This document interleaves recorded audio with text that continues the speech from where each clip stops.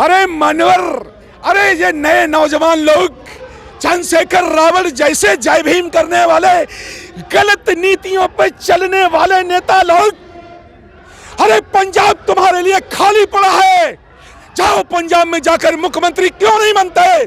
काशीराम को मानते हो तो काशीराम, डॉक्टर अंबेडकर साहब के जो सच्चा चेला काशीराम, सच्चा अनुयायी काशीराम, और काशीराम जी की जमीन पंजाब को ये क्यों नहीं चंद्रशेखर आजाद कराते? मैं मान्यवर चंद्रशेखर को, मैं जय भीम करने वाले नकली अंबेडकरवादियों को काशीराम पार्क से एक चुनौती देता हूं, चुनौती ये देता हूं, क्या आपने पंजाब काशीराम की धरती को क्या आपने कांग्रेसियों के लिए छोड़ रखा है?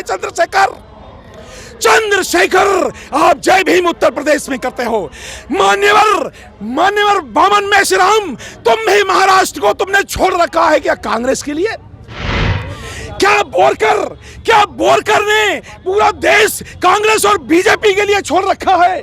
क्या इन पार्टियों बनाने वालों ने, चाहे चंद्रशेखर ने पार्टी बनाई, सारी पार्टियां उत्तर प्रदेश की ओर लड़ते हैं? दरअसल इनका जय भीम मिशन से कोई लेना देना नहीं, इनको जय भीम और काशीराम साहब के आंदोलन से कोई मतलब नहीं है।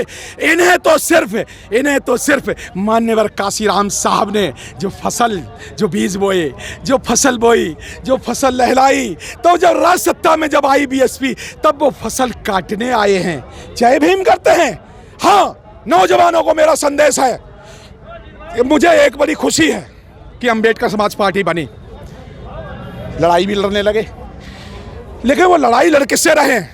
क्या बस सोनिया गांधी को बुआ जी कहेंगे? क्यों, कहिए ना। अरे आप बहन जी का सम्मान नहीं कर सकते, आप बुआ जी कहते हैं। बहन जी का सम्मान तो अपोजिशन के नेता कहते हैं, कांग्रेसी भी बहन जी कहते हैं, बीजेपी वाले भी बहन जी कहते हैं। जब सब बहन जी कहते हैं तो ये बुआ जी कहने वाले, अरे भाई बुआ जी, चंद्रशेखर जी, आप बुआ जी कह करके बहन मायावती जी की इज्जत को मत करो, तो बेइज्जती तो नहीं कर सकते। ये मैं यहाँ से काशीराम पार्क से संदेश देना चाह रहा हूँ। यहाँ पर आप जाटवों को के वोटों को, जाटो समाज के वोटों को तोड़ने के लिए बात कर रहे हो। अरे भैया, धन्य गुरु, हम काशीराम साहब के सच्चे भक्त हैं, सच्चे भक्त हो। अगर सच्चे भक्त हो काशीराम के, तो पंजाब को कांग्रेसियों से छुड़ाओ। पंजाब जो कांग्रेस का गुलाम है, काशीराम साहब की तो जन्मभूमि है, काशीराम साहब को मानते हैं। काशीराम के मिशन पर, काशीराम साहब के मिशन पर राजनीति करने वालों को मैं जितने भी बाम सेब के नाम पर बामन मेश्राम जी काम कर रहे हैं देश भर में, क्या बामन मेश्राम जी ने एक देश में तो एक प्रदेश में छोड़ो, क्या उन्होंने एक एमएलए बनाया? नहीं बनाया। भारत को मुक्ति करेंगे। अरे भारत को मुक्ति करने के बजाय तुम महाराष्ट्र को मुक्त कर लो ना कांग्रेस से। हमें 28 बहुजन मुख्यमंत्री चाहिए, हमें एक मुख्यमंत्री नहीं चाहिए। एक मुख्यमंत्री मायावती जी बनी, हमें 28 मुख्यमंत्री चाहिए, हमें 28 बहुजन मुख्यमंत्री चाहिए। क्यों? लोग जाग सकते हैं, जगाने वाला चाहिए। लोग बदल सकते हैं, बदलने वाला चाहिए। मान्यवर काशीराम साहब ने जगाया, मान्यवर काशीराम साहब ने स्वती कौम को जगाया। उन्होंने बहुजन समाज की जातियों की जेलों में कैद लोगों को टुकड़ों में तोड़ दिए। बहुजन समाज को उन्होंने इकट्ठा किया। मान्यवर साहब कहते थे, मैं इटावा से हूँ जहाँ से मान्यवर साहब पहली बार पार्लियामेंट में पहुँचे, मैं वहाँ से हूँ। मैंने मान्यवर साहब का कैडर अटेंड किया है। जिस दिन 9 अक्टूबर को वो परिनिर्वाण दिवस हुआ उनका, मैंने पंचशील का झंडा उनकी बॉडी पे लगाया। मुझे वो दिन याद है। वो क्या कहा करते थे, वो जोड़ने की बात करते थे। यहाँ पर लोग पार्टियां बना करके, हजारों संगठन बना करके, देखिए कितने पार्टियां, कितने संगठन, ये सारे के सारे यूपी की तरफ क्यों भागते हैं? मेरा ये बड़ा साफ और स्पष्ट संदेश है। दरअसल बात ये है कि पार्टियों में सरकारें कितने से बनती हैं, 35% और 40% से। चलो भाई चंद्रशेखर जी, पंजाब जरा दूर पड़ता है, अरे चंद्रशेखर जी आओ, हम आपके साथ हैं, दिल्ली में मिलकर के आप पार्टी को हटा करके दिल्ली की सरकार बनाए, तो बनाओ दिल्ली का मुख्यमंत्री।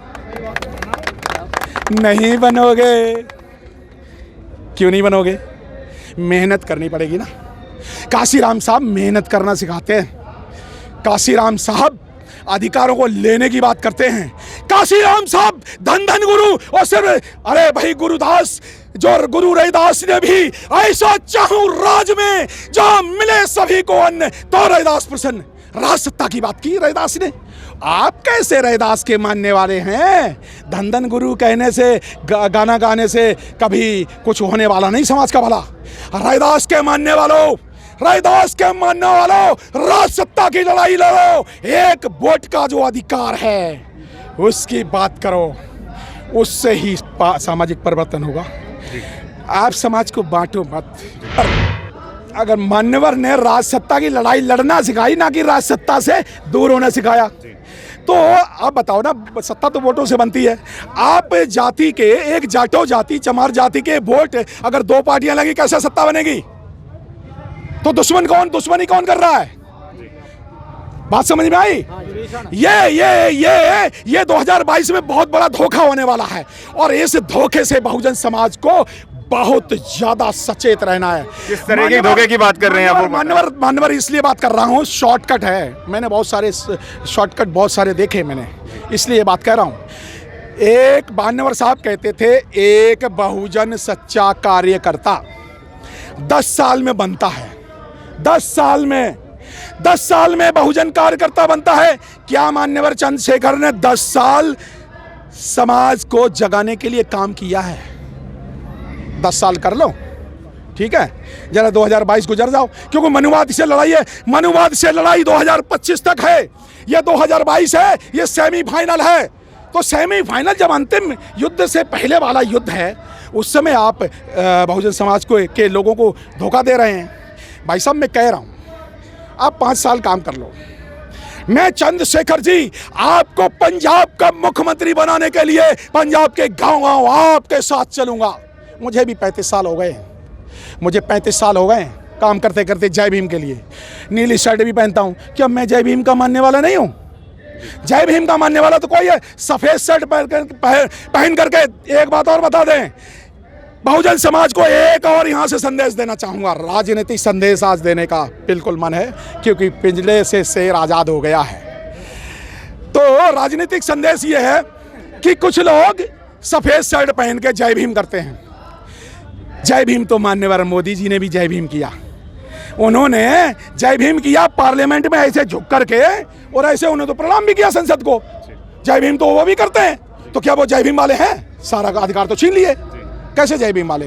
जय भीम वाले तो कांग्रेसी भी हैं, वो भी जय भीम करते हैं। तो सफेद शर्ट वाले पहनने वालों से जरा खतरनाक लोग हैं वो, कि वो नीली शर्ट नहीं पहनेंगे। अगर नीली शर्ट पहनोगे तो नीला, फिर आप टाइप हो जाओगे, फिर तो आप बीएसपी के हो जाओगे बहुजन के। सफेद वाला तो कभी कांग्रेस में चला जाए, कभी बीजेपी में चला जाए, कहीं आप में चला जाए, पता नहीं कहाँ चले जाते हैं, एक्सेप्ट बीएसपी के। तो ये बात जरा, ये सफेद शर्ट पहन करके और खासकर बुद्ध की बात करके वोट लेने वाले जब भी आए, ये बुद्धिस्ट सोसाइटी ऑफ इंडिया ने, समता सैनिक दल ने काफी जगह डैमेज कर दिया हमारे आंदोलन को, वोट के नाम पे डैमेज कर दिया। धर्म लिख दिया, धर्म के बुद्ध बनेंगे, ये बनेंगे, और वोट कहां डालेंगे? नहीं साहब, कहीं भी डाल लो। नहीं भाई, पहली बात करो वोट की। वोट कहां पड़ेगा? हाथी पर। कहां पड़ेगा वोट?